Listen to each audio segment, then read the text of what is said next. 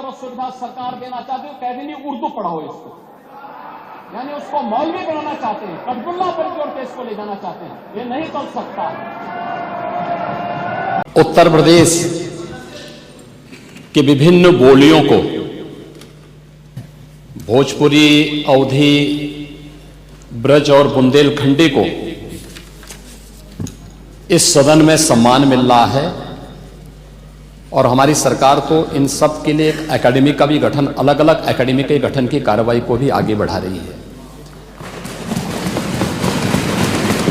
ये सभी हिंदी की उपभाषाएं हैं, यानी हिंदी की बेटियां हैं।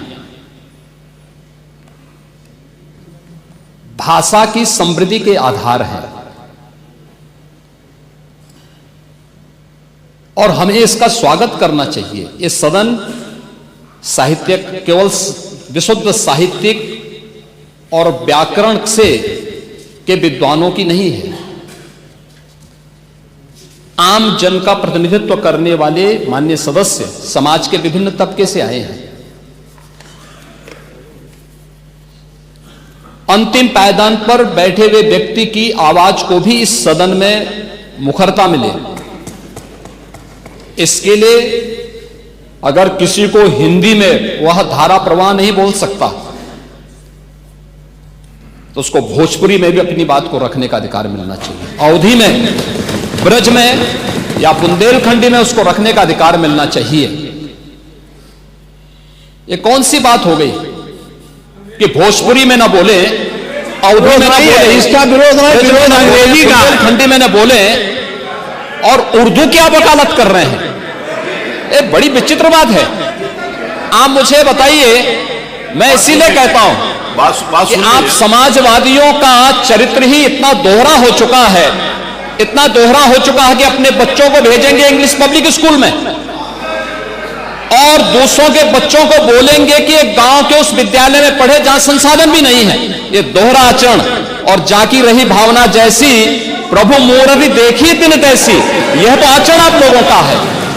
इसीलिए आपने कल भी भोजपुरी का विरोध किया, अवधी का विरोध किया, बुंदेलखंडी का विरोध किया और आप लोग अपने दैनिक जागरण में, दैनिक जीवन में इस प्रकार के आचरण के आदी हो चुके हैं। और इसलिए अध्यक्ष जी, इसका अभिनंदन हम लोग करते हैं और इन बोलियों को सम्मान मिलना चाहिए। इनके संरक्षण के लिए ही हमारी सरकार भोजपुरी एकेडमी का गठन कर रही है, अवधी एकेडमी का गठन कर रही है संत तुलसीदास जी के नाम पर। इसी के आधार पर ब्रज भाषा इतनी समृद्ध भाषा है। सूरदास जी ने अपनी सभी रचनाएं उसी भाषा में दी हैं। संत तुलसीदास जी ने अपनी कालजयी रचना रामचरितमानस, जो इस सदन में ही नहीं, उत्तर भारत के अंदर और भारत से प्रवासी हुए जितने भी ऐसे लोग हैं जो मॉरिशस में या दुनिया के फिजी में या दुनिया के किसी देश में गए, उनके संकट काल में रामचरितमानस ही तुलसीदास जी का अवधी भाषा में रचा गया रामचरितमानस ही उनका सहारा बना था।